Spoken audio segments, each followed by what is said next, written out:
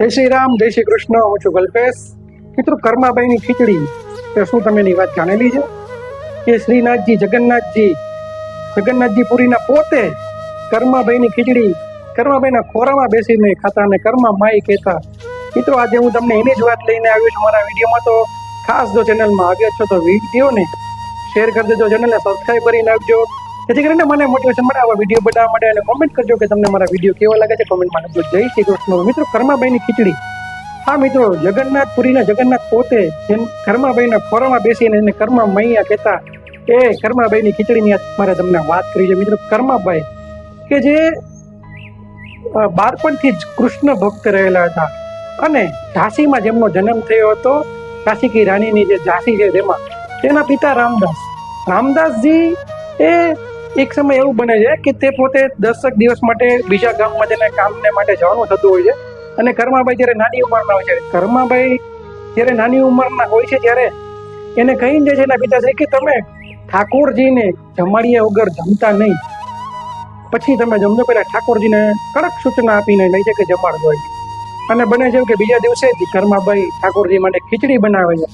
હવે થાય છે એવું કે ખીચડી રાખે છે, ઠાકોરજી જમતા નથી, નાનપણ હોય, નિખાલસતા હોય, ખબર ન હોય, તો એ જુએ છે ઠાકોરજીને કે કેમ ઠાકોરજી ખીચડી જમતા નથી, મને ભૂખ લાગી છે, તમે કેમ જમતા નથી. કોઈ જોવે છે તો તેને ખીચડીના વાટકામાં ઘી થોડુંક ઓછું લાગે છે, એટલે ઘી લઈને આવે છે અને ઘી નાખે છે અને ઠાકોરજીને બોલાવે છે. પણ 2 દિવસ સુધી ઠાકોરજી જમતા નથી, પછી થોડું વધારે ઘી નાખે છે અને ઠાકોરજી બીજા દિવસે જમે છે અને કર્માબાઈ પછી જમે છે. એવી રીતના જ રોજ આ નિત્યક્રમ ચાલતો હોય છે. રોજે રોજ ખીચડીમાં જાદુ ઘી નાખે અને ઠાકોરજી જમે.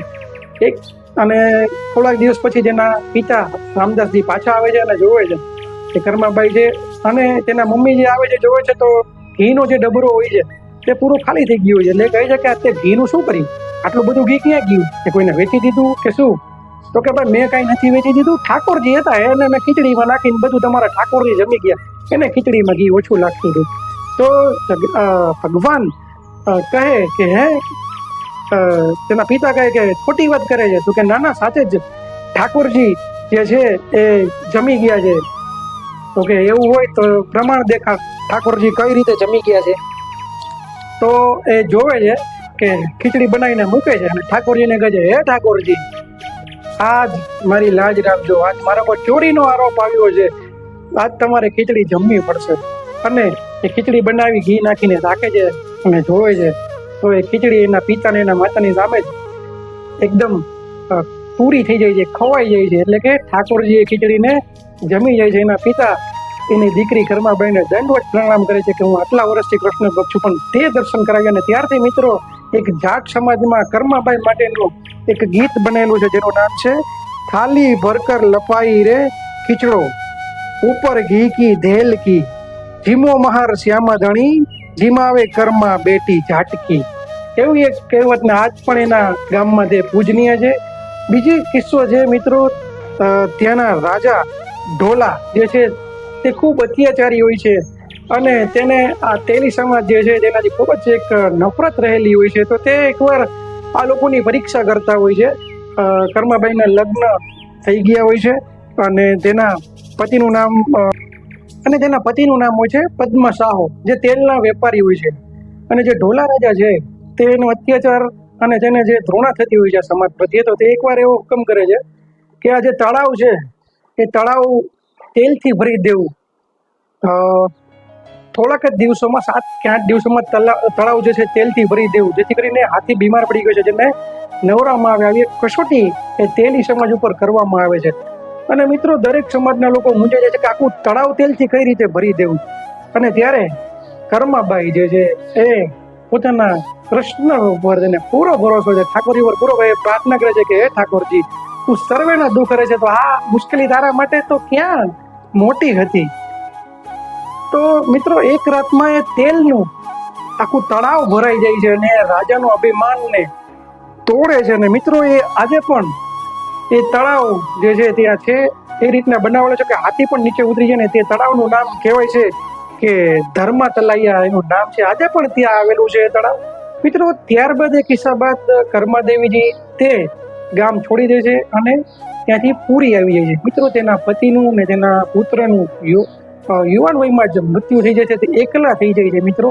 પણ ધીમે ધીમે ધીમે જે કૃષ્ણ ભક્તિ કરશે તેની ઉંમર થતી આવે છે અને તે દરરોજ સવારે કૃષ્ણ ભગવાનની ખીચડી જમાડે છે વહેલી સવારે મિત્રો.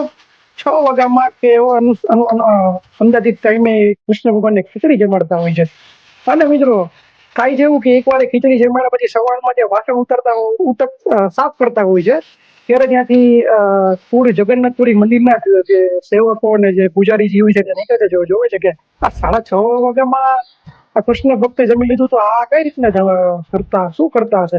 એમાં વાટકા ભગવાનના પણ વાટકાને એવું દેખાતું હોય છે. તો કે તમે કઈ રીતે તૈયાર કરો છો? ત્યારે કહે છે કે ભાઈ હું સવારે ઉઠી અને સીધું પહેલા જ ભગવાન માટે ખીચડી બનાવું છું, એને જમાવું છું, ત્યારબાદ જ મારું બધું કામ કરું છું. તો કે અરે અરે અરે પ્રભુ, અરે દેવીજી, એવું ના હોય. તમારે સવારે પહેલા ઉઠવાનું હોય, તમારે સ્નાન કરવાનું હોય, સફાઈ કરવાની હોય, ત્યારબાદ તમારે ભગવાનને ભોગ ધરાવવાનો. એટલે કે ઓહો, મને નહોતો ખ્યાલ. હું તો સવારે ઉઠીને દાંતણ પણ ન કર્યું હોય અને સ્નાન પણ ન કર્યું હોય એટલે હું ભગવાનને જમાડી દઈશ. ના ના, કાલથી તમે એવું કરશો. બીજો દિવસ થાય છે તો થોડા વહેલા ઉઠે છે, પણ થાય છે એવું કે ઠાકોરજી તો તેના સમયે જગન્નાથજી તેના સમય જમવા હોય છે, માઈ ખાના દે, માઈ ખીચડી દે. પણ કર્મા દેવજી તો જે પૂજારીજીએ કીધું તે વાતમાં તેના કારણે થોડું લેટ થઈ ગયું, એટલે તે ખીચડી હજી બની નથી. એટલે ઠાકોરજી તો રાડો પડતા હોય છે કે માઈ મુજે ભોજન દે, માઈ મુજે ભોજન દે. પણ થાય છે એવું મિત્રો કે છેલ્લે થોડો ટાઈમ બચ્યો હોય છે ને ત્યારે થોડી ખીચડી બને છે અને ઠાકોરજી પહેલો કોળિયો ખાય છે. પૂજારીજી મંદિરમાં પહોંચી જાય છે. ઠાકોરજી એટલે કે જગન્નાથપુરીના જગન્નાથજી જે મંદિરમાં હોતા નથી, આ ખીચડી ખાતા હોય છે. અને જ્યારે મંદિરનો પડદો ખુલવાનો જોઈએ એટલે કે થોડીક ખીચડી ખાઈને તેના મોઢા પર લાગેલી હોય છે, એ ખીચડી તે તરત ત્યાંથી નીકળી જાય છે, બાળ સ્વરૂપે આવતા અને ગાયબ થઈ જાય છે અને સીધા મંદિરે પહોંચી જાય છે. જેવા પૂજારીજી પડદો ખોલે છે, ઠાકોરજીના એટલે કે જગન્નાથજીના મોઢા પર ખીચડી ચોટેલી હોય છે. અને પૂજારીજી ભગવાનને કહે છે, હે ભગવાન, કોઈએ ભોગ ધરાવ્યો નથી ને આ તમારા મોઢા પર ખીચડી ક્યાંથી આવી? ત્યારે ભગવાન એક આકાશવાણી કરીને કહે છે કે જે મારી કાલી ગયેલી જે ભક્ત છે તેને તમે જે જ્ઞાન આપીને આવ્યા છો ને, જે બધા નિયમોનું, તે નિયમોનું પાલન કરવામાં મારે મોડું થઈ જાય છે. મારે નિયમો સાથે કઈ લેવા દેવા નહીં, મારે ભાવ સાથે લેવા દેવા છે. આ એની ખીચડી મેં અડધી ખાધી ને હું આજે અડધો ભૂખો રહીને આવ્યો છું તમારા કારણે. ત્યારબાદ સમગ્ર પુરીના પૂજારીઓ તેમની પાસે જાય છે. ઠાકોરજીને જે ભોગ ખીચડીનો ધરાવે છે તે કહે છે કે હવેથી ડેઈલી સવારે તમારો ભોગ, તમારી ખીચડી ઠાકોરજીને ભોગમાં ધરાશે. મિત્રો, ત્યારથી 5 વર્ષ સુધી પુરીમાં ખીચડીની પ્રસાદી ખાસ ભગવાનને ધરવામાં આવે છે. 11 પણ ત્યાં ખીચડી થાય છે અને ભગવાનને તેનો ભોગ ધરવામાં આવે છે. ખીચડીની પ્રસાદીનું ત્યાં મહત્વ રહેલું છે. એ ખીચડી એ કર્માબાઈની ખીચડી છે ને જગન્નાથપુરીની રથયાત્રા દરમિયાન પણ કર્માબાઈનું આહ્વાન કરવામાં આવે છે. તેમની જગ્યાએ તેમને રોકવામાં આવે છે. ત્યારબાદ રથને આગળ લઈ જવામાં આવે છે. એટલા ધાર્મિક ને એટલા જ નિસ્વાર્થ ભાવ સાથે જે કર્માબાઈ હતા તેની વાત છે, તેની કહાની છે. મિત્રો, કહેવાય છે ને, કૃષ્ણ ભક્તો જેટલા નિખાલસ ને જેટલા નિસ્વાર્થ હશે ને એટલા જ જે કૃષ્ણની પાસે હશે અને જેટલા જ બુદ્ધિશાળી હશે ને તેટલા જ કૃષ્ણથી દૂર હશે. તો મિત્રો, આપને પણ વિનંતી છે કે આપ જો કૃષ્ણ ભક્ત હોય તો કૃષ્ણની ભક્તિ નિખાલસ ભાવથી કરજો. કોઈ વૈચારિક નહીં, કોઈ નિયમ નહીં, ફક્ત નિખાલસ ભાવથી કરશો તો કૃષ્ણ તમને, આપને બધાને જરૂર મળશે. તો મિત્રો, મારો વિડીયો જો તમને પસંદ આવ્યો હોય તો વિડીયોને શેર કરજો, તો કોમેન્ટમાં લખજો જય શ્રી કૃષ્ણ. ચેનલને સબસ્ક્રાઈબ કરવાનું ભૂલતા નહીં. મળીશું આવા જ વિડીયો સાથે. ત્યાં સુધી કલ્પેશ બજરંગીને આપશો ને જય શ્રી રામ, જય શ્રી કૃષ્ણ.